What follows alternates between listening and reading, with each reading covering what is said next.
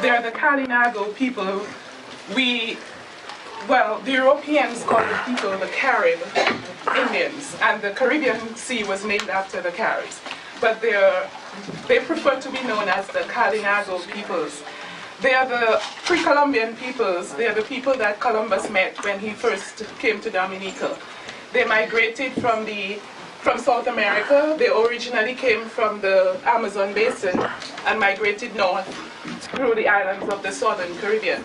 You would have found them in Grenada, St. Vincent, St. Lucia, and Dominica. Now,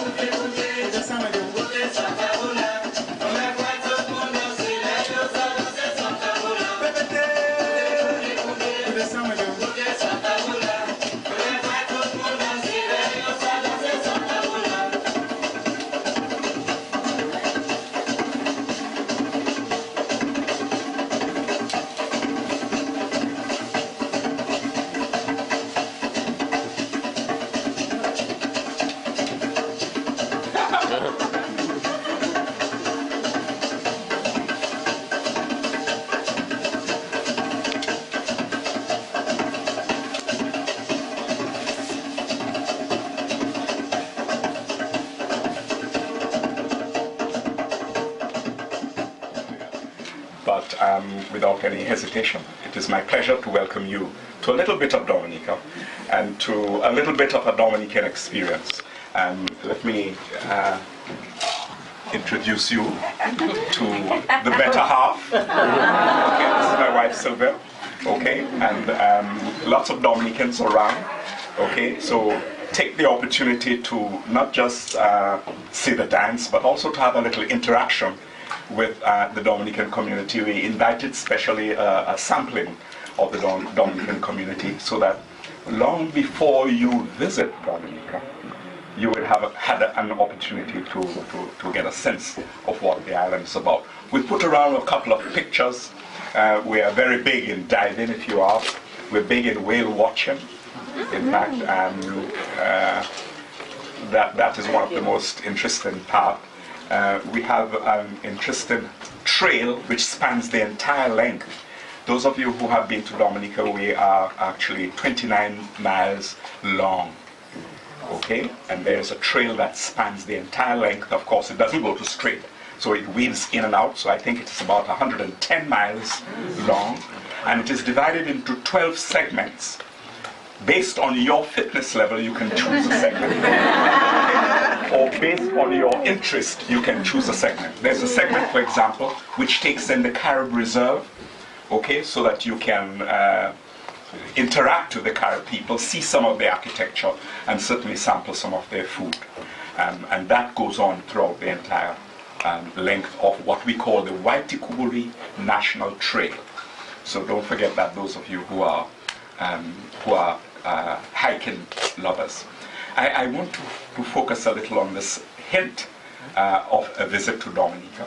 I would be more than willing to work with Greg in terms of facilitating. The only thing, of course, we cannot do is to give you a ticket. But we will be able to provide some logistical information, certainly tell you when it's best to be there, and give you an idea of some of the attractions. We have, for example, a spot we call Screws. And one of the first things I say to anybody going to Dominica, do not miss the opportunity to go to Screws. Screws, actually, it was designed and developed by a Rasta. Okay? It is 5 separate hot water pools, 1 totally cold water pool. Okay. Now, there's no boiling, there's no electricity generating the energy to heat the pool. All of it is natural. Okay? In fact, what they do is to use cold water to cool the various pools so that you move from one level of tolerance to the next. And then, of course, it is advised that you end up by going into the cold water. You know, not many people want to do that, but the doctors advise that you close your pores by going into the cold water. Don't miss that. Wonderful, therapeutic, add some years to the old bones. So it's reputed to be good for you. You mentioned the other two that are adjacent. Well, my wife is always into balance. So there is a little, another spa called Tikwe Glosho. You notice that we a lot of what we say not just in English, but we say in Creole as well, because the island was first colonized by the French. They were the first ones who went and parlayed the French, the Caribs, sorry, into allowing them to construct villages, and as such, much of the terminology is actually French, and we speak not just English, but we speak. Okay, so Tikwe Glosho is translated into a little corner of hot water. Okay, and this other Rasta has developed his own spa. Okay, and then there's a third one. Is that sufficient? Mm-hmm. My wife is from Antigua, okay, but she's more Dominican than me. So I've mentioned three of them: Tears, okay, Tikwe Glosho, and Screws. Okay, spas you wouldn't want to miss if you visit. No, I take that back. When you visit Dominica. Okay, we're not a sun, sea, and sand type island. Okay, but we are known to be the nature island of the Caribbean, and this is not it is not a myth. It is in fact true. Okay, because the mountains are loftier. We have more rainfall, which means that you have about 10, 15, 20 colors of green. The forests are actually there, the rivers are there. We say we have 365 rivers. The Antiguans say they have 365 beaches. Okay, no, just simply a wonderful island, challenged like most of the small islands. One of the biggest challenges is energy. Energy probably is highest in terms of cost in Dominica than most, but the prospects are good because of geothermal energy. This is like the boiling lake. It is the second largest boiling lake in the world, and it suggests that the island is rich in geothermal energy. And actually some tests were done to determine the heat, the temperature, okay, and it was found to be possible to do a plant of 120 kilowatts, okay, based on just one of the wells that they sunk in the valley, in the Rosa Valley. Of course, lots of little tensions between keeping the island pure, keeping it natural, and exploiting it. But we're going to have to find that nice balance. So again, welcome. And I hope you decide on visiting Dominica. I hope any question you want to ask, please find a Dominican around and try to have a conversation about what I believe to be the most beautiful island in the world.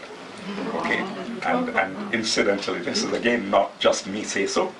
You know, it is something that quite a few visitors have actually realized for themselves. Okay, so Greg, thank you very much for this excellent opportunity. I hope you had an opportunity to enjoy the meal. When you go to Dominica, particularly if you go during National Day, the TTV and the Accra and the Fashin and the Boudin, all of those you will be able to sample.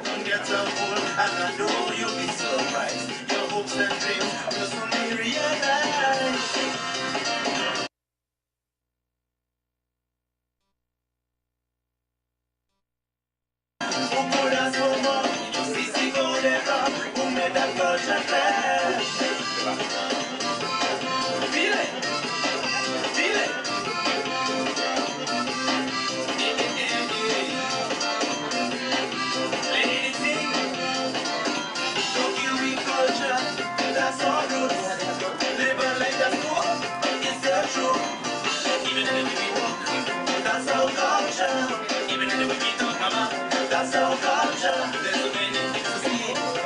our culture. culture. And London is woman free. That's our culture. Shako, shako. Level up, level up. Shako, shako. That's the culture. Shako, shako. Level up, level up. Shako, shako. That's the culture. Shako.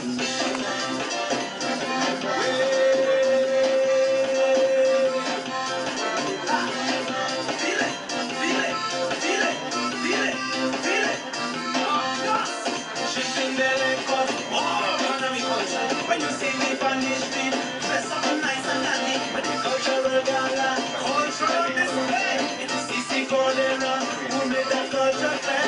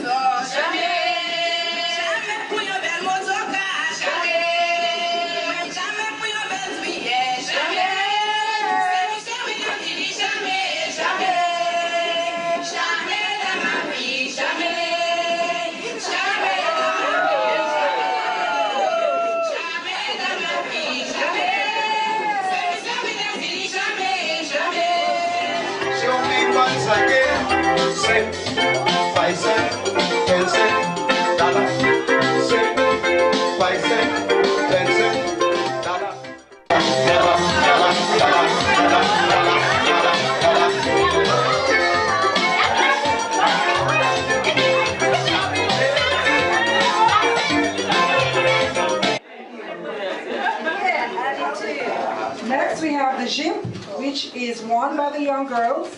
It's a madras skirt. Petticoat is decorated with colorful ribbons, as you can see. It's eyelet. And the white top is a chemise. It's trimmed with colorful ribbons. The headpiece is called the Ted Casse. And let me tell you, it is starched so hard that it can last for many years just like that. The African woman, liberated, walking away from all the dull colors from the estates and plantations, wanted vibrancy. And so the warp duet itself is always bright, contrasting colors, but vibrant, full of life. Again, the petticoat, an interesting feature, properly starched with trimmings of various colors.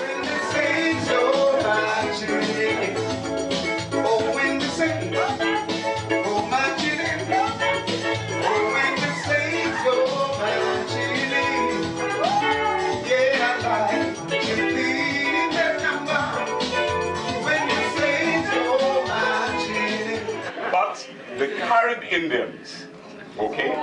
The Carib Indians use these, I suppose, really, to probably guide the children.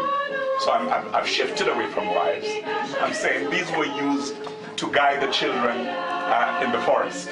Dominica is heavily forested, okay? And of course, if you don't want to get lost, you would need something like that. But I thought it would be nice to introduce you to this. These are also Carib craft, okay? That's a hat. This is a chapeau, okay? And the news that we have, with Greg's permission, yes, of course, is that I will raffle